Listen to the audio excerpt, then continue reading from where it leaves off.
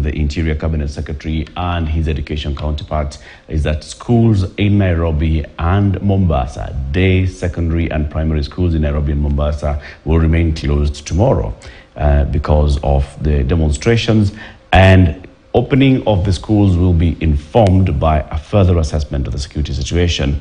That is what the Education Ministry will announce either tomorrow or later tomorrow, whether schools will resume on Thursday and Friday. Meanwhile, teachers and education stakeholders are calling on the opposition and the government to strike a middle ground in order to save the country's education sector from politically instigated crisis. Kenya Secondary School Heads Association Chairperson Kahindi Muli says learners risk losing up to 20 hours for the 3 days of learning. Meanwhile, teachers' unions say besides losing learning hours, learners will suffer huge psychological effect due to the skirmishes and running battles.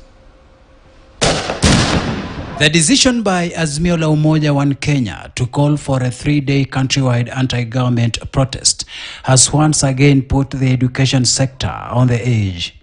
Kenya Secondary Schools Heads Association Chairperson Kahindi Muli says learners stand to lose long hours of learning, which will never be recovered. In a day for a primary school, we have 8 lessons, and each lesson is 35 minutes, meaning that we are going to lose a total of 280 minutes. For the 3 days, it will come to 840 minutes, which translates to 14 hours. That a child is going to lose contact hours with the teacher and interacting with the content. If you look at junior secondary school that has 9 lessons a week and a day and 40 minutes, that will translate to about 1,080 minutes in the 3 days. Those are 18 hours that are going to be lost. The secondary schools with 40 minutes and 10 lessons in a day will translate to 1,200 hours. Those are 20 hours. Indimuli's sentiments were shared by the Kenya National Union of Teachers, who say besides losing learning hours, learners will suffer huge psychological impact. What we lose in 1 hour in teaching translates to effects and affects the end result of even examinations of our children. So how about losing several days? Kenya Union of Post-Primary Education Teachers (KUPPET) has called on the police service to observe restraint while managing demonstrations so as to avoid last week's events that saw police lob tear gas canisters at school children.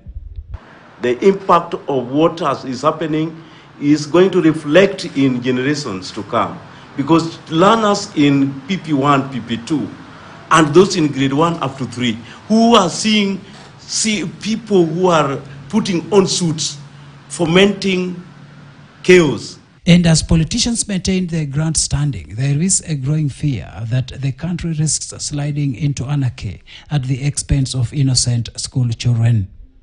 To ensure the safety of the children, the safety of the teachers, and ensure that schools are a no-go zone, let teaching and learning continue. Yes, we know very well sometimes we use strikes as a tool of last resort, but we encourage what we call social dialogue.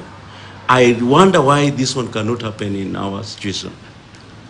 I wonder why the political class cannot engage to this extent. What is happening to our learners should not happen. The insecurity of the learners and the teachers as these battles are going on is unacceptable to KNUT. Shadrach Miti, KTN News. Ukrainian President Volodymyr Zelensky says 29 ships are